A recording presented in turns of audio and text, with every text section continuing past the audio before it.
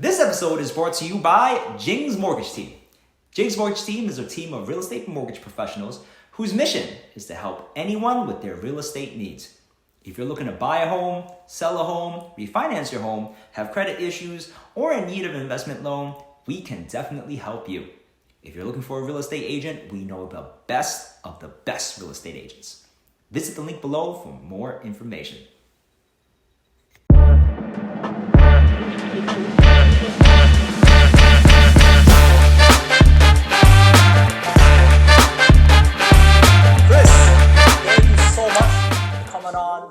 Secret Sauce with Hamilton Lao.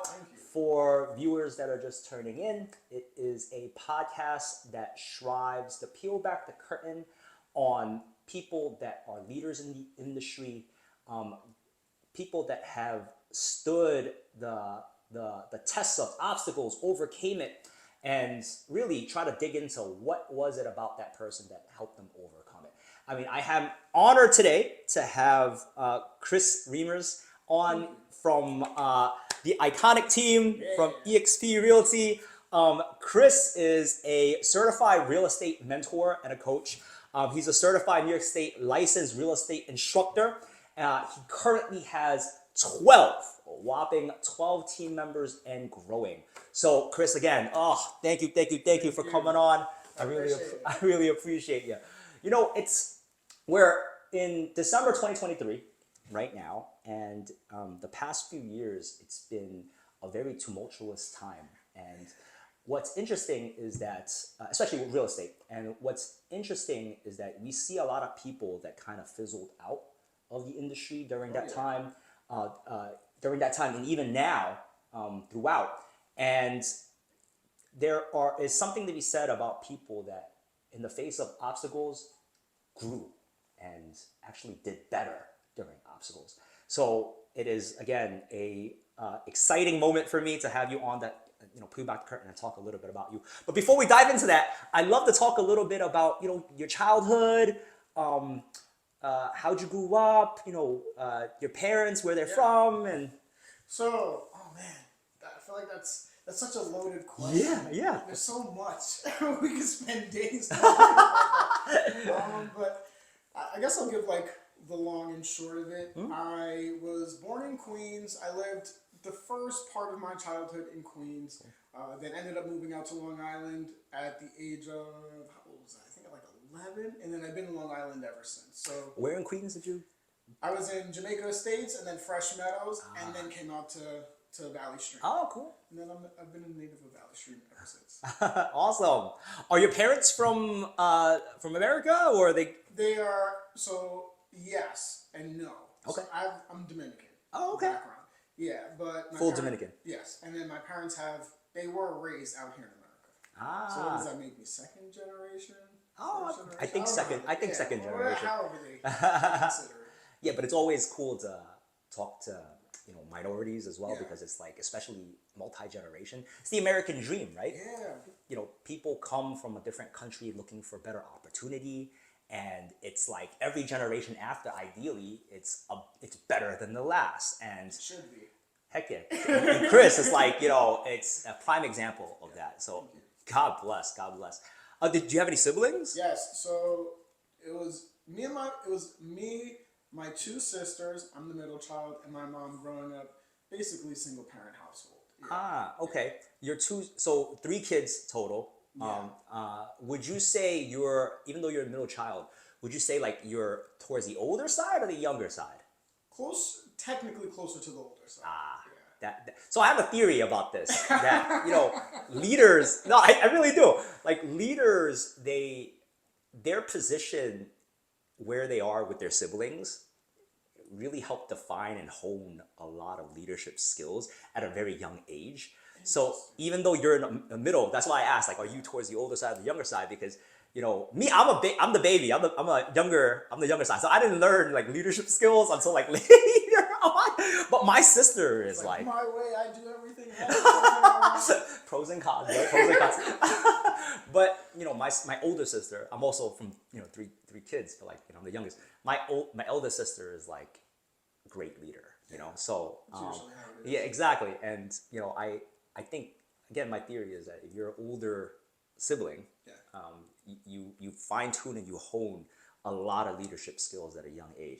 So that makes sense. That makes sense. But interestingly enough, and a lot of people, I feel like a lot of people don't know this because, so I work with my older sister. Me and her are like the co-team leaders of our team.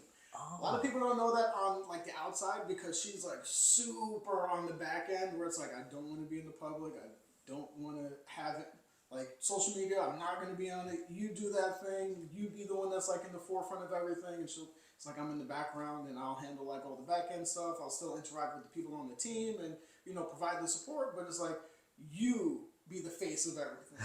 So it's interesting because, you know, we have a pretty close relationship and it's cool to kind of experience because a lot of times when we'll go on appointments and people kind of hear that, they're like, how do you work with your sibling? If I had to work with my brother or my sister, I would kill them. And I'm like, I don't know. It just works. We find the balance. Yeah. You know, I think where there isn't balance is maybe when the personalities are too similar. I don't know. This is just a running theory. I might be wrong, you know. Yeah. But I think it's like, you know, when personalities are too similar, it's like when there's a slight variation of decisions or thoughts, they may clash, you know. I'm very similar with Jing as well. One has to be the extrovert, one has to be the introvert. And I think you find that you found that balance, right? That's great. I'm happy for you with that. Did you always want to get into become an entrepreneur or get into real estate?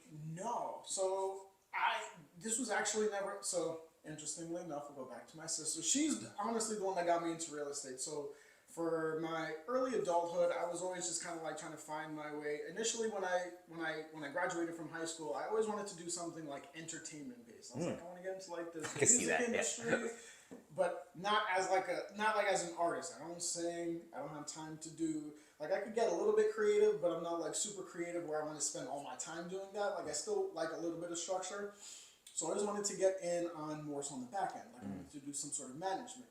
And then it's interesting because all of the jobs that I held as a younger adult, I always ended up in some sort of a management position, leadership position, which is why now I look back and I'm like, this is so weird. Although I've never experienced or when I was younger thought of real estate, I look at the position that I'm in now as like a team leader, and I'm like, I always find myself going back into some sort of a leadership role. And that's ever since I was like 18, like my first job. It's like I worked my way up and got into leadership. Then I left that place, I got into another job, worked my way up, went into leadership. And then I left there and I'm like, I'm going into real estate. And I worked myself up into leadership. And I'm like, interesting. Were those professions I mean, I know you were in a leadership position, but like, were those professions drastically different from each other? No. So they were similar. The first two like actual jobs that I had, I was in retail. So I was doing like retail management, working in store as like a manager for the store. And then when I ended up quitting my last retail job to get into real estate, I was just like, I got to a point where I was like, you know what? I'm like waking up early, I'm doing a crazy commute, I'm working all these hours, and for me it was two things. One, I didn't really feel like my talents were being utilized to the highest level, and then two, like I'm putting in a lot of work and I'm capped at a certain amount of money. I'm like, this does not make sense. I'm like, I know I'm worth so much more. And that's what ended up taking me from there, making that leap into real estate. And I mean, it's been, the rest is history, yeah, right? it's been the best decision ever since. I want to meditate on that a little bit because I found, this is probably, I think like, this is going to be season 3, episode 1, by the way. Right, I gotta put Christopher Reimers as my number 1, season 3. But I found within the past 2 seasons, you know, all different guests that come on, I try to find a pattern, and the ones that are entrepreneurs, they have a very similar mindset.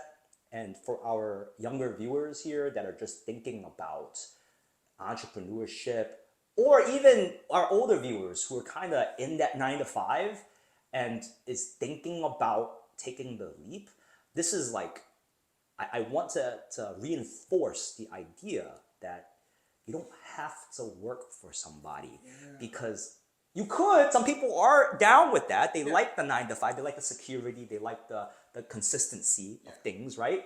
But at the same time, it's like, as you were saying, you're capped after a while. No, whether you work really hard or you just skate by, you'll get paid the same amount of money. And you only have, I think the most finite resource is time.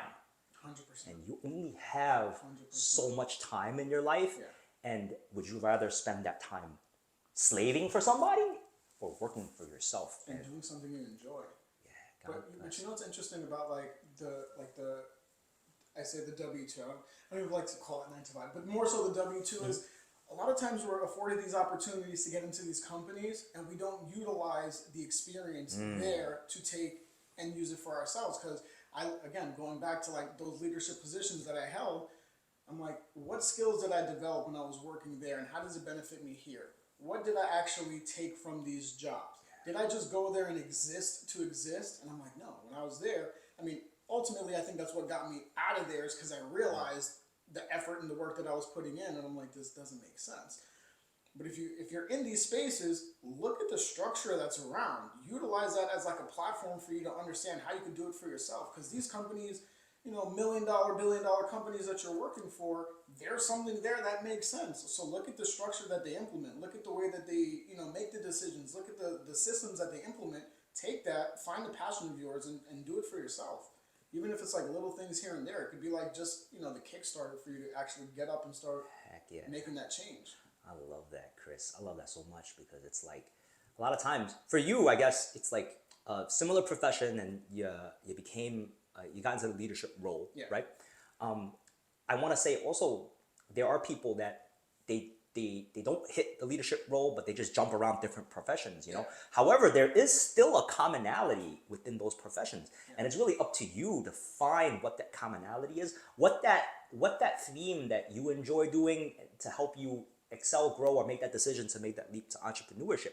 And I want to point out how interesting this is because a lot of people at a young age, they don't think about jumping to entrepreneurship ever. It's just, okay, I'm just going to go to my next W-2, right? Or 9 to 5, right? I'm just going to jump to my next one and maybe I'll get a higher level or higher pay or higher salary, whatever. So what was it about, this is an interesting, perspective here because it's like, what was it about your upbringing that gave you this catalyst, this kindling to say, I'm going to use these skills to be my own boss? Did you see something like that in your mom, or was there a role model with your sister growing up? I don't know, that instilled in you, that gave you that extra courage and bravery to say, I'm going to try entrepreneurship? So the reason I ended up getting into real estate is because of my sister. One, she always had a passion for real estate. Ever since she was like young, like in her teens, she was always like, I want to buy houses and I want to invest in real estate. So that was always her thing. And then as I was growing up, I didn't really care for it. I was a young kid, especially back then. I'm like, I just want to have fun. I want to play my video games. I want to hang out with my friends. And I wasn't super focused on that kind of thing at the time. What switched for me is I realized over time, as I started to work these different jobs that I was in, and I kind of came into a space of, I guess customer service was always like a thing that I found myself to be good at, just like interacting with people, always being nice, polite, attentive, on top of like what you need to do in order to, make people happy. And I don't know if that plays into like something that I experienced as a child, but I think that did help me really get to that next level. And I think I was given these opportunities just based off of the commitment that I was able to make. So I don't know where the switch happened for like becoming a leader, if it was just like this person is just so committed that the people around me who were in those positions to kind of get me to that point invested in me and were like, we believe if we give you this opportunity just based off of the way that you work, you're gonna take the bull by the horns and really capitalize on this opportunity. And then I think as I got older, in my younger years, in my 20s, I think my sister, she's the one that came to me and she was like, man, I see how you work. I think you should do real estate.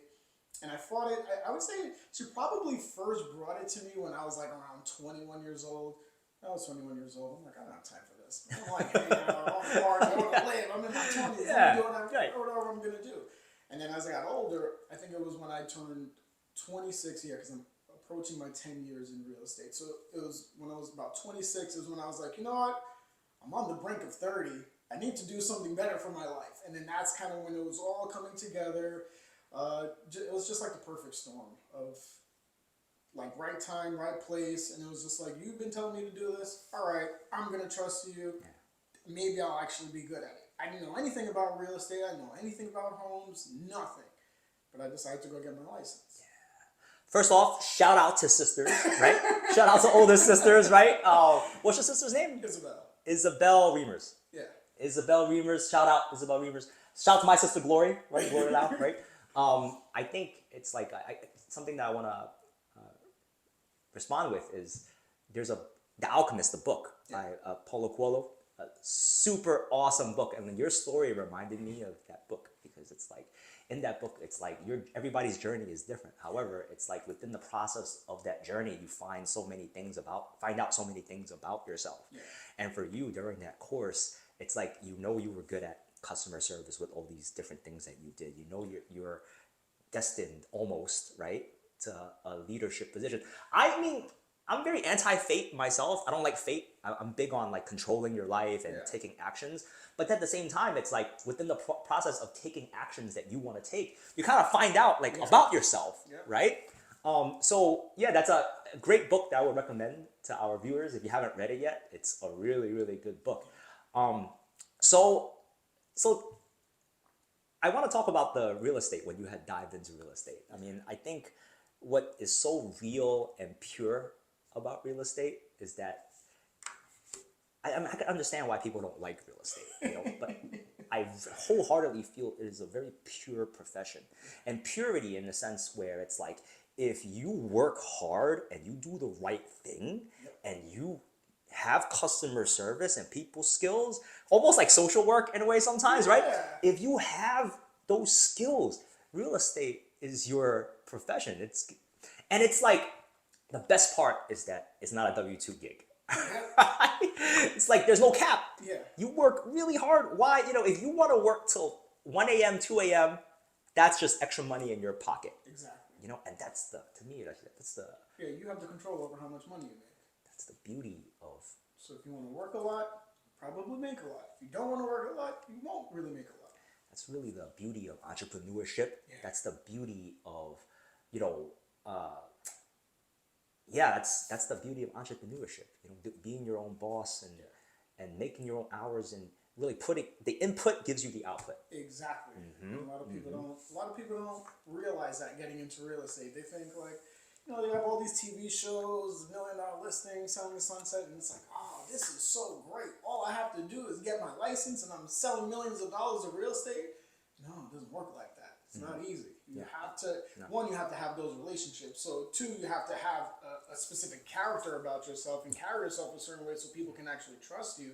You have to be able to maintain relationships. And then you have to also have the knowledge. So it's not just like, oh, I passed the test. Because most of that stuff, like I'm a certified instructor. I teach like pre-licensing courses. Number one thing I tell people when I'm teaching those courses, most of this stuff that you're learning here is going to be completely irrelevant once you hang your license with the broker and start practicing. You're not going to need a majority of this stuff. Right. But a lot of people think like, oh, I got my license, I can just do this. No, it's not that easy. And it's not for everybody. However, I think that there are characteristics, correct me if I'm wrong, I think there are characteristics that what makes a real estate agent successful. Definitely. Like, you need to have people skills. Definitely.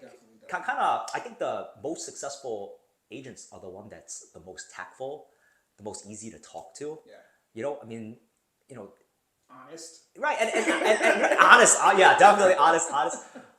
But I have met successful introverts, so if you're an introvert and you're thinking about getting into real estate, it's not, the end of the world. I mean, these are, skills that you can still develop.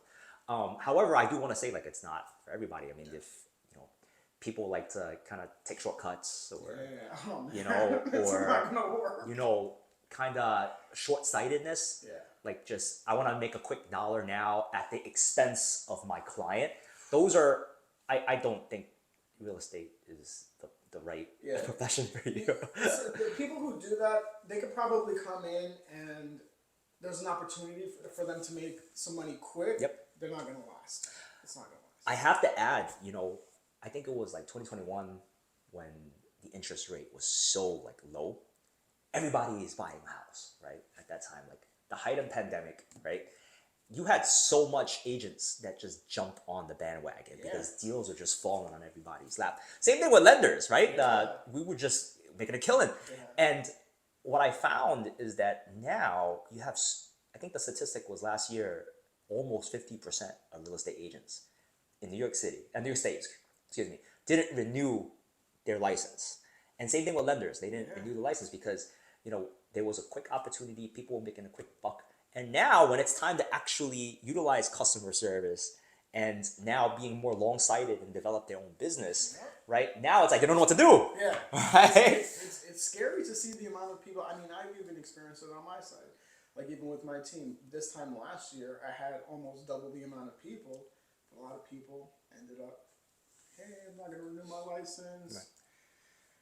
Right. And I get it. It's not easy. And, when you're putting in a certain amount of money, it's like, do I want to spend another couple thousand if I may only do 1 or 2 transactions for the year because I don't have the time and I'm not really looking to build a business? I think a lot of it was during the pandemic, people felt like there's an opportunity. I probably know a lot of people. A lot of people are going to be looking to make a move right now. So let me get my license, capitalize. And then after that, it's like, I don't really want to spend my time doing this. Let me go back to finding something more comfortable, which is definitely not wrong. Right. But to see the amount of people that dropped off, it's like, wow. Yeah. It's very difficult. Well, I don't want to say very difficult, but I would say it's difficult doing real estate, being a successful agent, part-time. Yeah. It's especially part-time. It's difficult being full-time. Yeah, right. So it's hard enough being full-time. Right. But I could imagine in 2021 when deals are just falling in, like you could have made a really good amount of money doing real estate part-time, but I think I have deep respect for people that take their profession and craft seriously. So to me, it's like, okay, if people are kind of like halfway in and didn't really want to take it seriously and they decided to leave, to me, it's like good, because it doesn't benefit the craft of real estate, real estate agents. Experience for a lot of the consumers.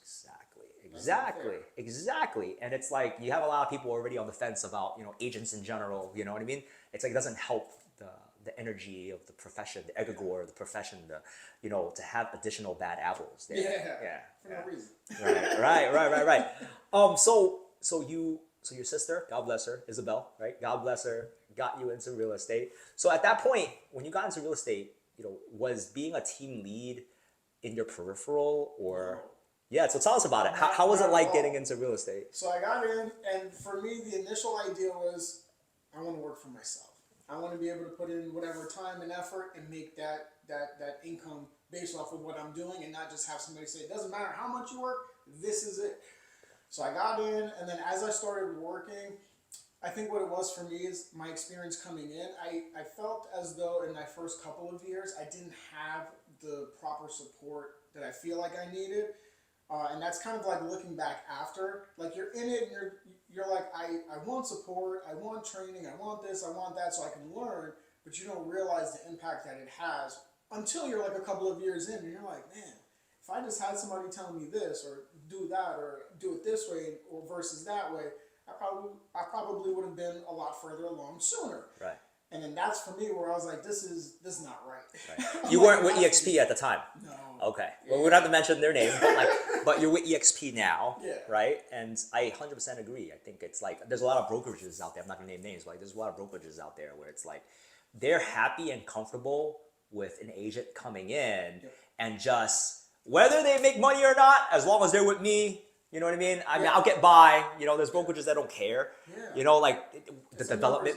Exactly. It's exactly what it is. They just want to make sure that, when people look into that website and see like 1,000 agents. Like must be doing something right. Right, exactly. But meanwhile, it's like what kind of actual growth and development they're providing, right? And it's like, I'm a former public school teacher, and it's like, I really respect people being taught how to do things properly the first time. And it doesn't happen all the time. It is what it is. It's just how life is. But when really care is spent to make sure that you learn something properly in the beginning, that really spells the difference between long-term success and short-term success, And I want to say, like with Rolodex of 12 agents under you, that's awesome. Like you're obviously, taking that negative experience and turning it into a positive experience, right? So Chris, I wanted to talk to you about the experience that you had in your first brokerage where you felt like you didn't have that support, you were saying, like a foundational training in a way. Like what do you think you were lacking at that time? So when I first started, I was with a smaller office. The broker at the time, I'm still friends with her. So I still speak to her every now and then. She's great. I think at the time, because of how she had the brokerage set up, she no longer owns the brokerage. She just went back into kind of working like as a solo agent. I think she might have a small team now. But I think at the time, as she was building, she was a lot more focused on her own business. And still producing, still working with sellers, still working with buyers. And I think that's where it became tough for me. Because I'm like, if you're always out and I can't be where you're at, then who do I go to and who's supposed to be like kind of overseeing what I'm doing? So I don't think she wasn't bad. I think she's great. She's really a great agent. But I think for that position at that time, it might have been too much for her. And I think I've had conversations with her since then, and she also admitted it. She was like, yeah, I couldn't do it. Like, yeah. That's a very important account that you just mentioned, because especially for our younger viewers or even people that just started in real estate, it's like these are things you want to look out for when you're talking to brokers, right? Like, are they more focused on their business or are they more focused on their team? Are they just looking for a numbers game? Like, really, when you're in entrepreneurship, the only person that's going to be on top of your business, your growth, is you. You can't expect people to kind of train you, I think people get into the W-2 jobs, or people get into that, government job as well, looking for that, some kind of structure. And there's nothing wrong with that, but then I think what's important is, especially those that are looking to get into entrepreneurship, is to just hone in what have you learned from these W-2 jobs, as you were mentioning, and how do you translate that into working for yourself? And it's tough. I think like a lot of the times the structure of these W-2 jobs is like you come in, you'll do like a training period, and then you're off on your own. Whereas real estate, you're always learning, you're always growing, and you're the one who's running it. So you can't look at somebody and be like, teach me, teach me, teach me. I can teach you, but you have to go out there and apply so that you can actually learn. Yeah. A lot of people get stuck in this, like, I want to keep training, and I want to keep training, and I want to keep seeing. My approach to kind of training people is, I'll tell you what to do, go out and do it. When you go out and do it, that will in turn spark questions for you to have to come back to me so that I can show you how to go through it. Right. I can't come up with every single scenario to train you on it. So you have to go out there, meet people, talk to people, have those experiences so you can say, this is what I said, this is what happened, what should I do? So then I can kind of train you and educate you on, here's what you could have done better, here's what you could have done differently. But it can't just be, I want to watch you. It's so hard. And I use this analogy all the time because I'm like super big on basketball. So I'm like, I watch basketball every single day. I watch all the clips, I go to the games, I watch people play. I can do all the watching, but can I get out there on the court and do the same thing as them? No. So watching is not going to actually get you that skill. You have to go out there and apply and actually do the actions so that you can build that skill. You can watch me all you want. I'm telling you, it's not going to do anything for you. Holy moly, that's it's a big topic that we're getting into, because it's like there's always the armchair experts. Yeah. Always the armchair experts.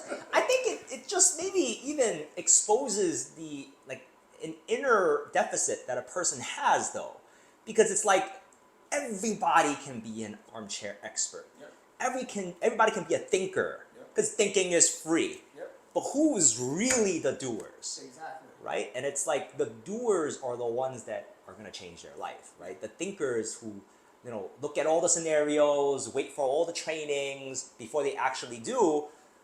As we were mentioning before, the most finite resource is time, right? You're just wasting your time. Sometimes it's just better to just do it.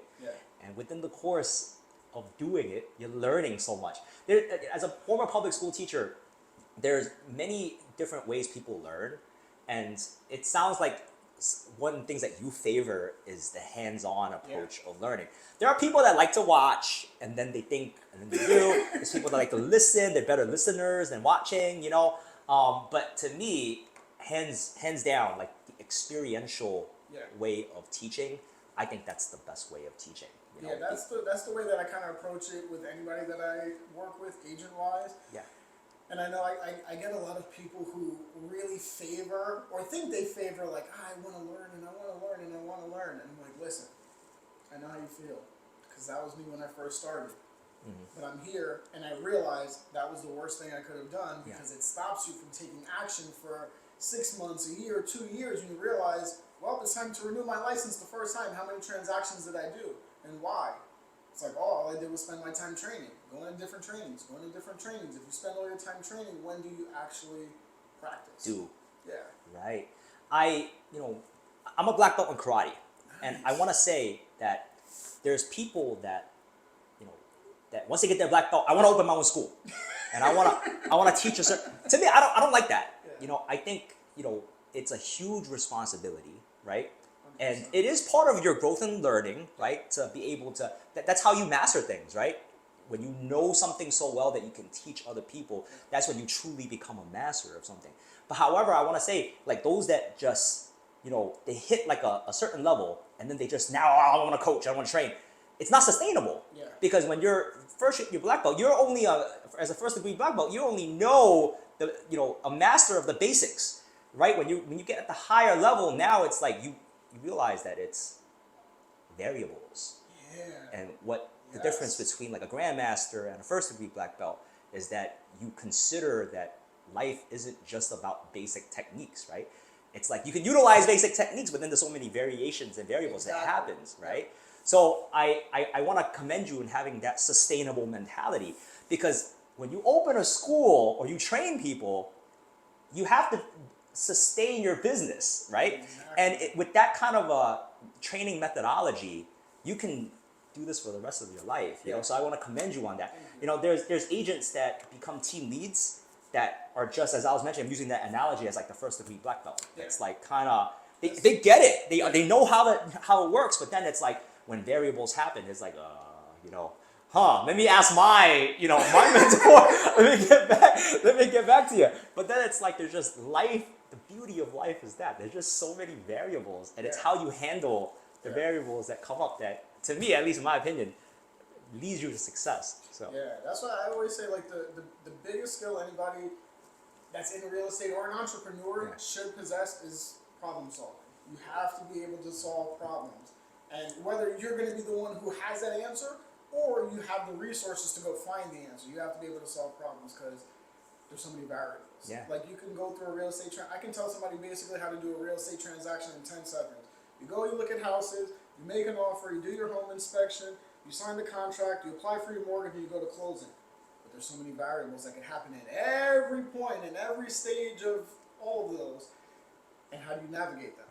And it takes the experience, it takes the time. It's not just a one-size-fits-all. You also have to consider within all of these different scenarios that come up, what's the personality of the person? How do you deliver the message to the person? How do you get them on board with making the right decision? How do you speak to them so that they understand and that they're going to make the right decisions along the way too? How do you communicate with the other side? So many different things that people don't take into consideration. It's just like, this is my one way of doing it, and that's it. It's like, that's going to limit you. Not sustainable, Yeah, it's not sustainable. Right. And it's like, when it comes to business, that's like a very important factor to consider. Yeah. Is your business sustainable? Will you be able to do this? That doesn't matter what market. Yeah. Will you be able to succeed, and not just succeed, but thrive in that success? I think with the sustainable mentality, like how do I do this for the long haul? It's way better than saying, hey, I'm just gonna make quick cash, or learn quick, and it's not that hard. I'm just gonna pick up a few skills. No. You need a proper guidance to help you.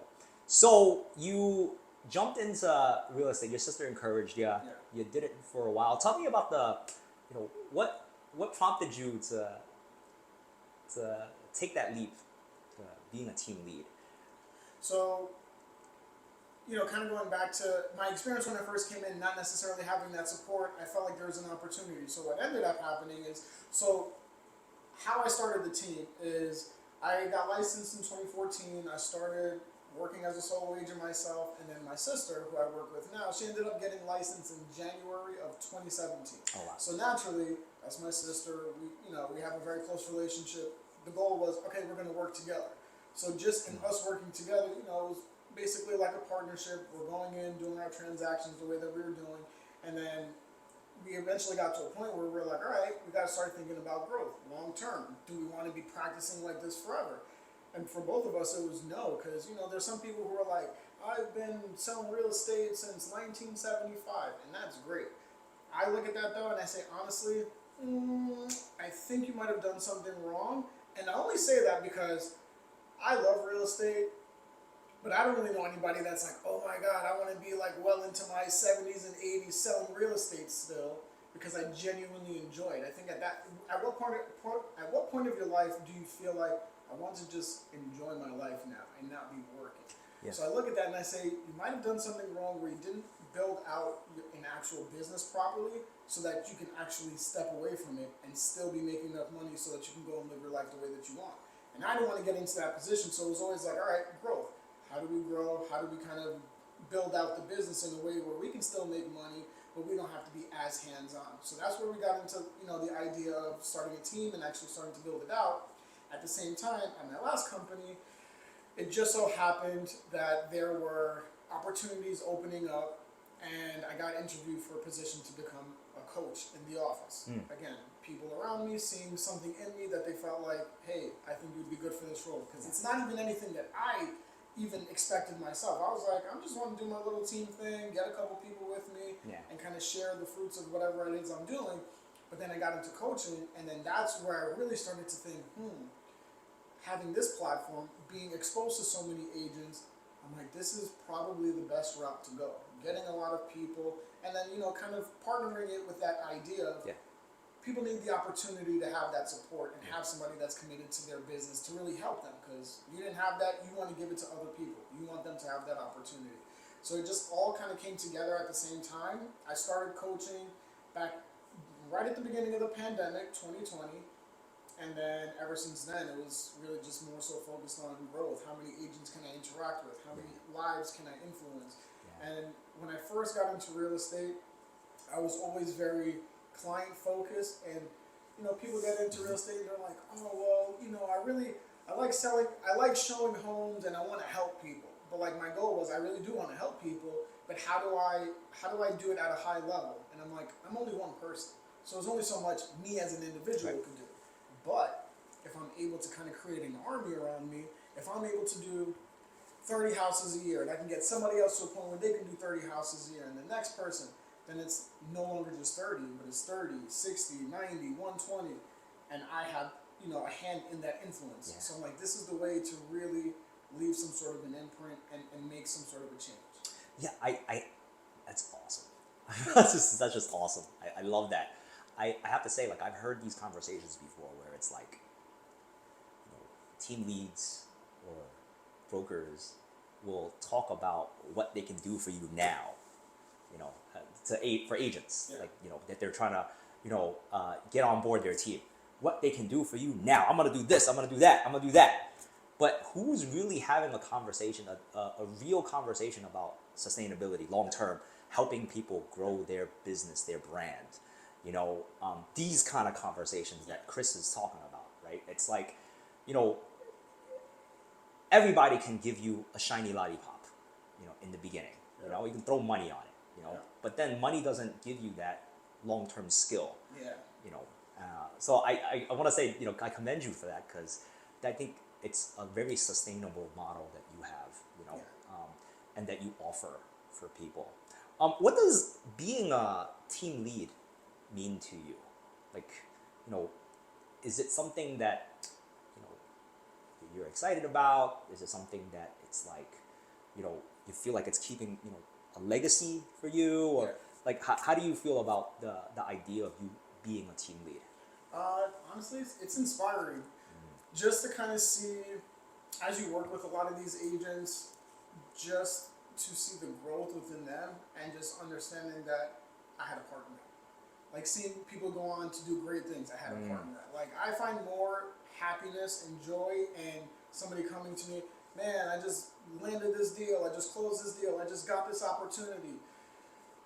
And that's great. To me, that makes me happy. Like the other day, I got a text from Yui, and then she was like, "Oh man, I was out, and then this guy, I had a conversation with this guy, and he wants to sell his place," and she was so excited. I'm like, man, this is the stuff that makes me happy. Like I go out there and I still do my transactions. Like I'll go get a closing, get a listing. That doesn't necessarily excite me anymore like it did when I was, in my earlier years. Where it's like, oh, I just got a listing. Right, It's like, you've been all there, done that. Yeah, business as usual. But when somebody comes to me with something like that, I'm like, yes. What I'm saying makes sense. What I'm saying is actually working. Like I see it through the success of the other people that I have that are here with me. Yeah. So for me, it's inspiring. God bless. I think you would make an amazing public school teacher. Really? Yeah, heck yeah. It's the same energy. It's at least what got me going. Yeah. When it's like you teach a kid something so dry like the quadratic formula, and it's like, oh, I got it, and it's like, yay! It's like, finally it works.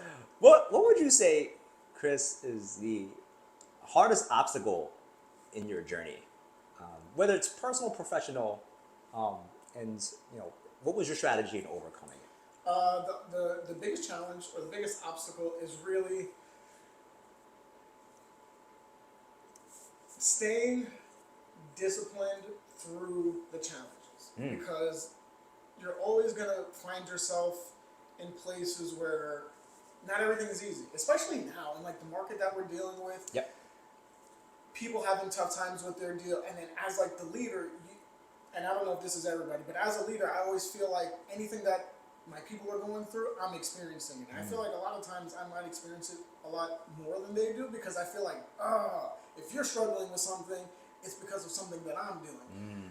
So, it takes a lot of self-reflecting. Yeah.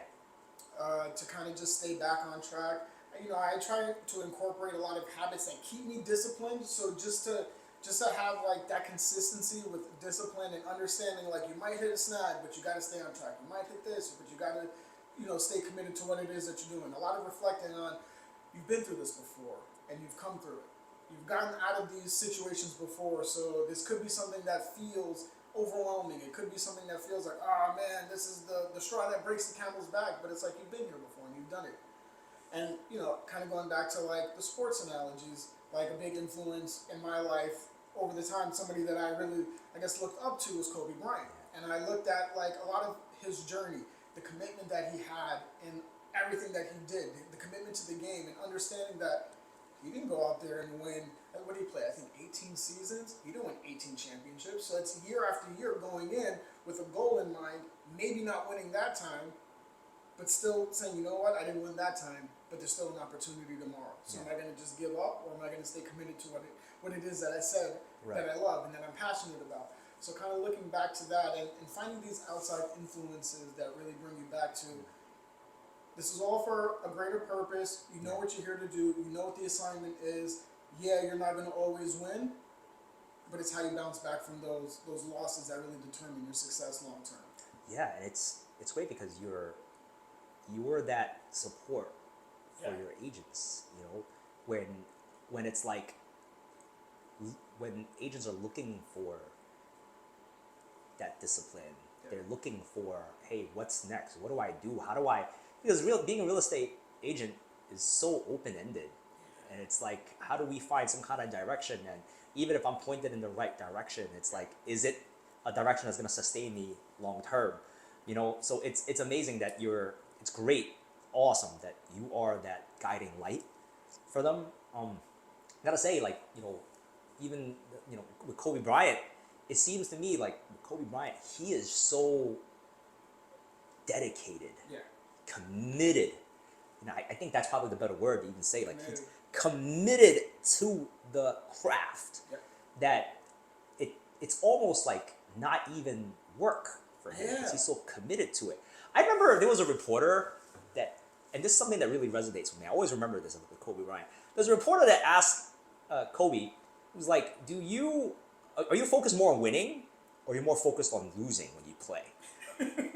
And Kobe thought about it for a second, and I don't want to say he got insulted, but it was like, that's a silly question. It was almost like a dismissive question. Yeah. But he was like, I don't think about neither, because it's not about winning, it's not about losing, it's about his own self-development, self-growth, the sustainability, the long term. If you're just focused on just closing the deal, for example, right? Like, what are you learning from this, right? Like, if you're just, focused on, versus you're focused on, hey, your own growth. What can I gain? What can I develop? With the guidance of you. Yeah. It's like, man, it's exciting to wake up and, hey, let's see what goal I can accomplish. Let's see how many deals I can close this year. Yeah. Let's see how many people I can connect with this year. That's it. That's the exciting part. Because there's a lot of it in real estate. It's also, not necessarily what you know. It's who you know. It's how you interact with people. How many friends you have. How many people like you? How many people trust you? Exactly. I mean, that's a big goal to pursue. But so, what would you say is? Would you amount to your success? Would you say it's luck, hard work, both? It's definitely not luck. That's also something that I've analyzed over the years and kind of just like where I've gotten. And this was never something that I planned for. I wasn't like a young kid, and I feel like nobody ever really plans to become like a real estate agent. So I just look back at the way that I lived my life and just kind of seeing how it's all come back around to benefit me. It's like I've always had good relationships with people. I've always tried to do the right thing by people in all scenarios, at all stages of my life. And then to understand how that's played a factor in how I interact with people now, how people have come back to me. A lot of the clients that I've worked with over the time, it's people that I went to school with. But also not only just people that I went to school with, people that I went to school with that I wasn't ever really close with. But I guess, just based off of who I was, my reputation, people just felt like, oh, this is a good guy. He's a trustworthy guy. He was never somebody that was involved in the nonsense and would never do anything, ridiculous.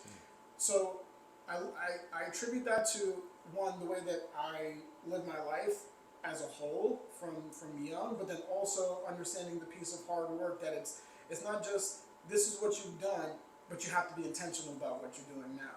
Because a lot of people could have strong contacts, a lot of people could have great connections with people, but if you're not intentional about what you're doing, it's not going to go anywhere. There's a lot of people that I've missed opportunities with that I know that I'm in real estate, but I wasn't intentional about maintaining that relationship. So it's like you went to somebody else. And it's not because like, oh, Chris, you suck and you're not really good at what you do, but it's just somebody else had a stronger relationship and somebody else nurtured that a little bit different and somebody else was more intentional with that relationship. So those are the things that I take now, and I'm like, as a reminder, like because I still face almost 10 years in, I was still go on social media sometimes, you see those pictures where somebody's like, I just got my first house, and I'm like, but you like all of my posts. How come you didn't tell me that you were mine? But you can't look at it as, why didn't they come to me? It's, why didn't I pay more attention to you? It's like you're very anti-victim mentality. Yeah, and that's like one of my biggest pet peeves. Like people who are like the victim, I'm like, no, you have so much control over what you do. And once you realize that you have the control, that's when you can actually start to see growth, because you understand that your decisions and what you do will result in what happens in the end. And it's not just like everybody around me is just like so terrible. No, you have to do something different. Yeah. I think the majority of my guests, because I ask this question to all my guests, is it luck or hard work? Majority of my guests say it's hard work. Yeah. And it's just all the different things. In your case, it's staying connected, the people that you know, being intentional about staying in touch with people. All those little seeds that you plant, like all those one little steps that you did amounted to 1,000 steps, right? Like that 1,000-step journey, right? And it's like, it's not necessarily just one thing that you did that created this waterfall of success. It's really just all the seeds, that little effort that you made, that amounted to it. And it's something needs to be said, I think, about having that standard of getting out of your way just a little bit, just to add that extra effort. Because having that standard, in my opinion, as a former public school teacher, is what leads to success. Hey, I'm going to study for 5 more minutes. hey, I'm gonna ask that question. I'm gonna ask that question, about that one thing about that math formula that I didn't get, and that may have changed my perspective on all the problems moving forward. Is really that like one thing. And I want to share too, while I'm on the topic of me formally teaching math, I found that students that already had this mentality that I don't get it, they don't even try to tackle the problem. And this is not me talking out of my butt. I've had numerous conversations with students about why did you leave this blank completely, and consistently is I don't get it. I don't, and it's like if you had at least the mindset and the belief that I'm gonna make that effort to even try to get it. Suddenly you're starting to see potential options and opportunities. It's crazy the amount of like a little belief and a little bit of courage will take you, because a lot of times it's I'm afraid to ask that question. And it's like if you ask that question, it's going to save you a whole bunch of headache. I see it even with a lot of the agents that I work with. They'll go off and make like decisions, and then they'll come back and be like, this is where I'm at. And then I'm like, so what happened when this happened? They're like, I did this. And I'm like, well, were you certain that that was the right thing to do? No. And I'm like, so why didn't you come back and ask me? If you would have asked me, I would have given you the right answer, and you would have avoided this whole mess that you're in now. Wow. And now that we're here, let's try and fix it. That's what a great resource again that you're offering to people. And while we're on this, I was telling you before, like I feel like I got your secret sauce, and to me, I think the secret sauce for you is just it's so sustainable. It's like your personality. It's who you are, and a person that's positive, that has a growth mindset. That's that's so open to helping people. That's so proprietary, even though it's so simple, helping people. You think. And but it's like you don't see that a lot in any profession, like not just real estate, like just people that. And I want to say for our younger viewers too, like if you get a vibe from somebody that's supposed to support you, that you're being burdensome or you're asking a dumb question, I think maybe your own self-conversation, a self-introspection need to be had, whether this person is a good support for you or not.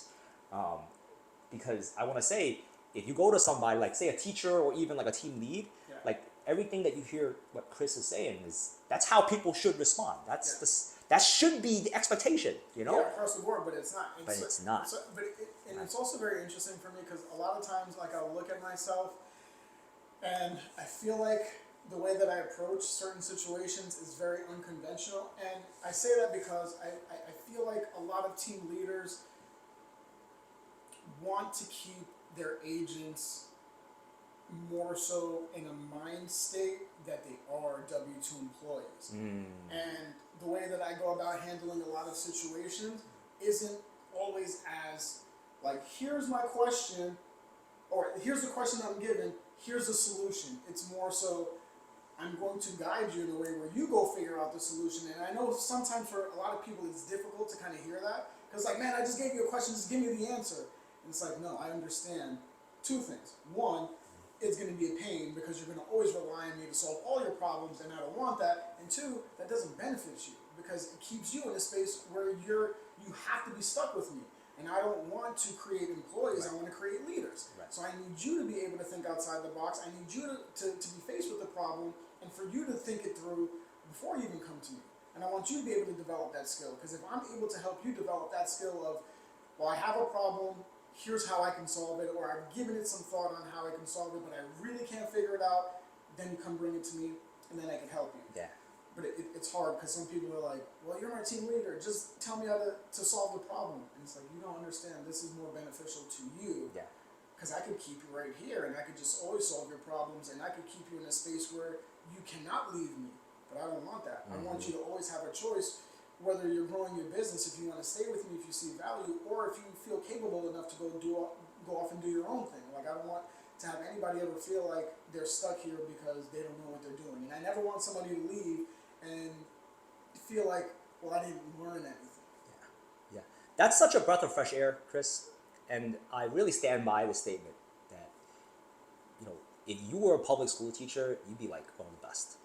Because I'm being like I was a former public school teacher for 10 years. You know, I just transitioned over like 2 years ago. You know, but what I found that I notice is there's people that, as you were saying, those brokers that kind of want to keep their workers at a W-2 mindset. Yeah. There's actually teachers like that too. That Yeah, kind of, you know, for whatever reason, I don't know what it is. I mean, it could be 101 reasons why they do that. Yeah. You know, for me as a former public school teacher, I saw that maybe there was some kind of you know, control thing. It's like, I want to make sure that, you know, you're behaving and you don't Yeah. defy, and I don't want to come off like I don't know something. So I'm going to keep you in check by making you feel like you need me. Yeah. I found that there's a lot of teachers that do that, and it's very sad.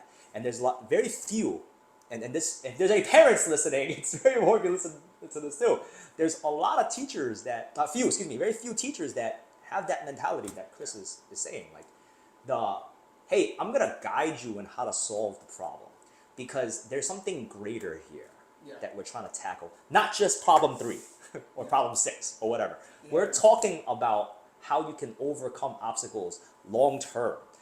Because people are gonna see similar situations again and again, and it's like, I'm sure it grinds your gears when it's like a person makes the same mistake again. It's like, hey, we just did this, like, right? Although I'm sure you don't mind repeating it, right? I'm sure you don't mind repeating it, but it's like, okay, it's like, how do we make sure entrepreneurs are sustainable, self-sustainable in their own self-growth and their growth of their business, you know? Because ultimately, real estate, I mean, even though some brokers like to keep their agents as W-2 mentality, you know, but ultimately real estate agents are entrepreneurs. Yeah, 100%. Whether you're on a team or not, you're still in control of your own business. Ultimately entrepreneurs, and there are people that kind of point fingers type of thing. It's like something goes on, you know, something bad happens. It's like they point fingers.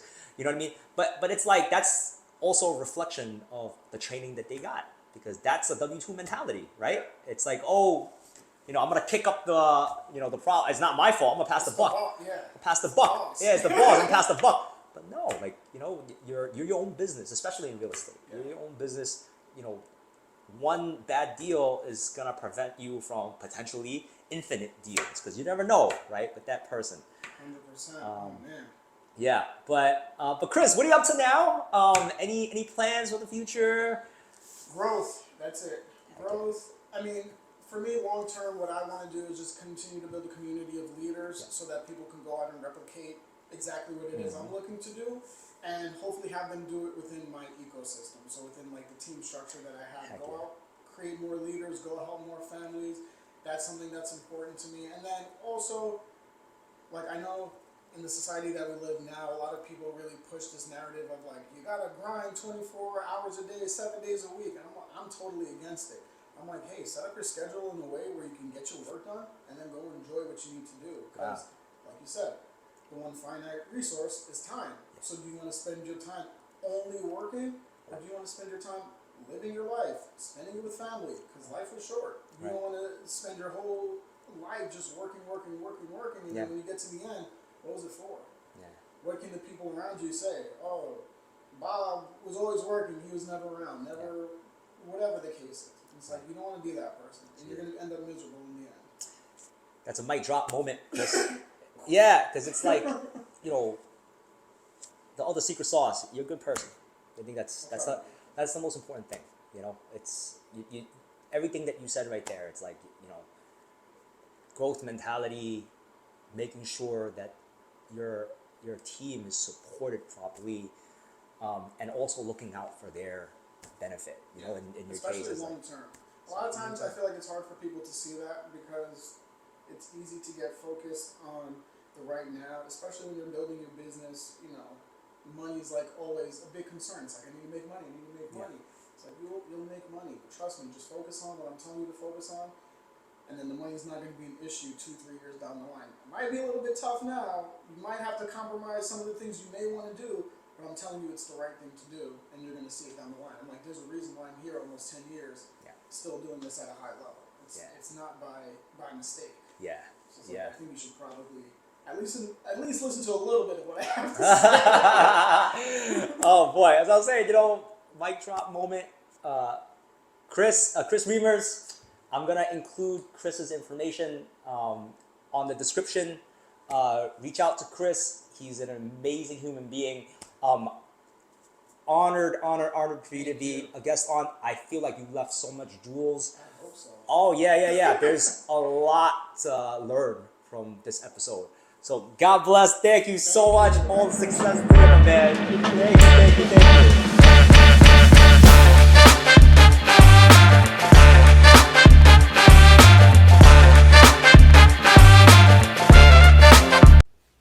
This episode is brought to you by Jing's Mortgage Team. Jing's Mortgage Team is a team of real estate mortgage professionals whose mission is to help anyone with their real estate needs. If you're looking to buy a home, sell a home, refinance your home, have credit issues, or in need of an investment loan, we can definitely help you. If you're looking for a real estate agent, we know the best of the best real estate agents. Visit the link below for more information.